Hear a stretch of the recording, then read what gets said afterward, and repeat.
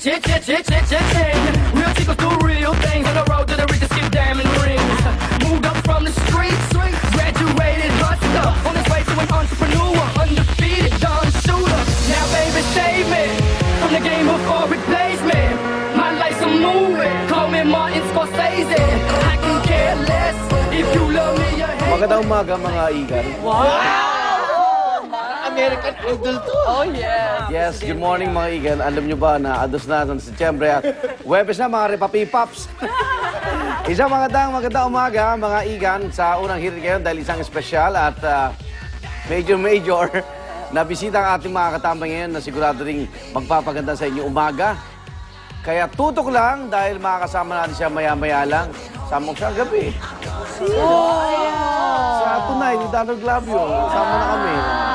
At marami pa kami ihahain ngayong malamig na umaga tulad itong masarap na kapartner ng sinangag at mainit na kape, ang tinapa. Ako! Samahan niya ng kamatis. Tinapatas na ang kamay, di ba?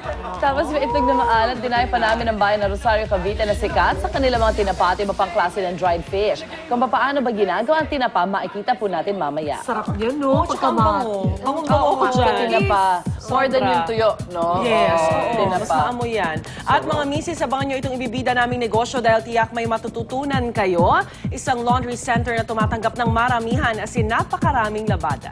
Wow, sa dami po ng kanilang mga labada, paano nga ba nila napapanatili ang ganda ng mga tela na nilalabhan nila? Wow, napakalaki naman yan. Yan yung abayangan. Yan, abangan. At syempre may makakuha tayong tips mula sa ating Maring Susan para sa inyong labada duties. Mamaya lang. Para mga pang-hotel, no? Exactly. Oo. Nice. Nandiyan lahat ng tubig natin. Okay. Pero bago ang lahat, narito muna. Nako, may breaking news po tayo mga igan.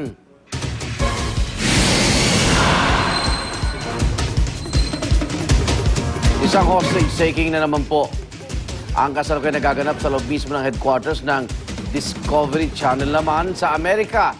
At sa paunang ulat, may suot na mga metallic canisters ang suspect sa kanyang harap at likod. May dala rin siyang baril na pasukin niya ang Discovery Channel headquarters sa Maryland, malapit sa Washington, D.C. Kaya naman nagpadala na ng bomb squad ang mga otoridad. May tactical na rin nakikipag-ugnayan sa suspect na maigping ay minomonitor sa pamagitan ng CCTV camera. Hindi pa rin matiyak kung ilan ang hostage, pero maraming empleyado na ang pinalikas mula sa gusali ng Discovery Channel. Binarikadahan na rin ng gusali at mga kalapit na kalsada. Ayon po sa ilang sources ng Associated Press, isang environmental protester ang suspect na si James Lee. At makiilang beses ito nagprotesta sa harapan ng Discovery Channel headquarters. Ito ay para ipakita ang kanyang disgusto sa kanyang maling programming ng channel. At kumikilos siya para iligtas ang ating planeta mula sa mapanirang kamay ng mga tao. Abangan po mga pinakauling updates sa nagaganap na hostage drama sa Amerika mamaya sa unang balita. Kita niyo naman yung media doon, ibabaw lang. Yes. Nakakurdon na eh. TV sa loob, napakita. Tama. Okay, narito na ang ibang mga aksyong balita sa bagay ito sa ating Ronda Reports.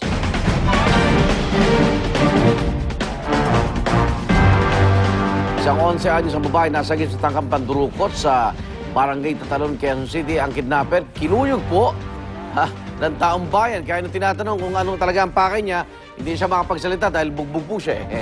Yan ang Ronda Report ni Cedric Castillo. Cedric. Yes, Igan, duguan, sugatan at tila wala nga sa sarili ang suspect na si Erwin Cabanganan ng abutan ng ating team sa Presinto 11 ng QCPD kagabi.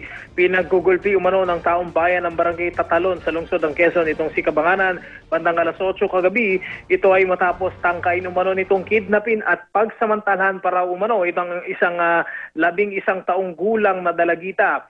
Sa may pasukan mismo ng bahay ng biktima, umano'y sinundan ng hinihinalang kidnapper ang dalagita at doon tinangka itong kaladkarin palayo. Laking swerte raw ng bata dahil naroon lamang sa lugar ang ilang kamag-anak at kapitbahay nito na agad narinig ang paghingi ng saklolo nitong dalagita.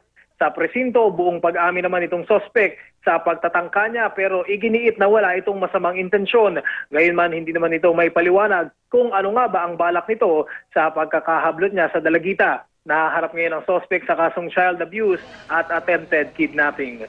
Yan ang aking Ronda Report mula sa Quezon City. Balik sa iyo, Igan. Maraming salamat, Sandy Castillo. Isang closed van naman at isang oil tanker nagbanggaan sa C5 Katipunan. Driver ng closed van sugatan. Yan po ronda report ni Oscar Oida. Oka. Yes, Igan, napipinga ng gusto yung unahan ng isang closed van habang bahagyang tumagas naman itong oil tanker matapos masalpok sa likuran nitong closed van sa may kapan ng Katipunan Avenue sa may kanto ng CP Garcia bandang alas 2:30 ng madaling araw. Ayon sa report, naipit pa ng ilang minuto itong driver ng closed van na kinilalang si Virgilio Besas. Ang dahilan, Igan, ang suspetsyon ng pahinante ng closed van ay nakatulog itong si Virgilio Besas. Bagamat giit niya, hindi raw niya ito matitiyak dahil maging siya raw ay nasa kasarapan ng pagtulog noong mga oras na yon. Sa bahaging yan, Igan, patuloy naman ang pag-iimbestiga sa mga sandalito ay ligtas naman sa tiyak na panganib ang nasaktang si Besas habang naialis naman na ang mga nabanggang sasakyan. Igan? Oscar, Yes, Igan. may detalye ka na? Nang? Love team? Wala pa tayo Wala pa, dyan, wala Igan, pa. eh. Okay, pakipalo pero pa. mamaya pag-usapan natin. Pakipalo up, okay. Maraming salamat, Oscar Oida. Sabi ko sa inyo, okay. Narito pa, iba malaking balita sa umagang ito sa ating Top Hirit.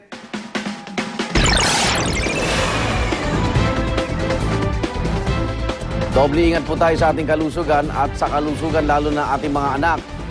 Lalo pa hong tumindi ang banta ng dengue na halos dumoble na ang kaso kumpara noong nakaraang taon. Ayon sa Department of Health, pumalo na sa mahigit 62,000 at 500 kaso ng dengue ang naitatala ngayong 2010. Mas dumami rin ang mga naiulat na namatay dahil sa dengue na umabot na sa 445. Talamak ang dengue sa Western at Eastern Visayas, Central Mindanao, Calabarzon, maging sa Metro Manila, particular Quezon City. Pero hindi naman nababahala dito ang Department of Health dahil kontrolado pa rin daw nila ang sitwasyon at posibleng naabot ng araw ang peak ng pagdami ng dengue sa bansa. Ibig sabihin, inaasahan na raw na hindi na ito madaragdagan at unti-unti nang bababa sa mga susunod na linggo. Salamat sa Diyos. At mga kapuso, wala pong pinipiling biktima ang dengue. Kabilang dyan ang ating kapusong child actor na si Buboy Villar at maging ang kanyang kapatid. Si Buboy na pag-alamang nasa stage 3 na ang dengue. Pero good news po, bumubuti na ang kanyang kondisyon at ngayong araw, inaasahang lalabas na ng ospital si Buboy. Payo ng mga doktor kay Buboy, wag munang magtatrabaho at magpahinga ng hanggang 2 linggo. Labis-labis naman ang pasasalamat ni Buboy at ng kanyang pamilya, lalo na sa mga tumulong sa kanila at syempre kay Marian Rivera na personal na bumisita sa kanyang paboritong sidekick. Warna. Oo nga. Nila.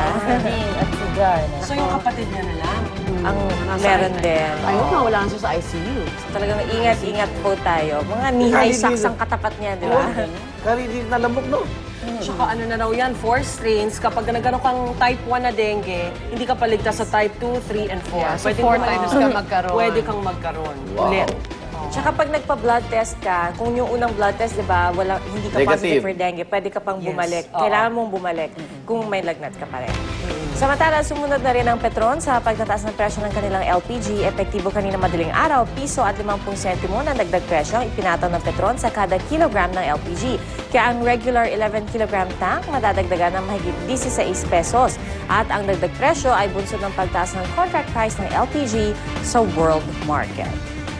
Samantala sa gitna ng tensyon sa Filipino-Chinese relations dahil sa madugong pagkatapos sa Manila bus hostage-taking, posibleng bitayin sa China ang ilang Pilipino dahil sa pagbitbit ng droga. Narito ang pahain ng Department of Foreign Affairs.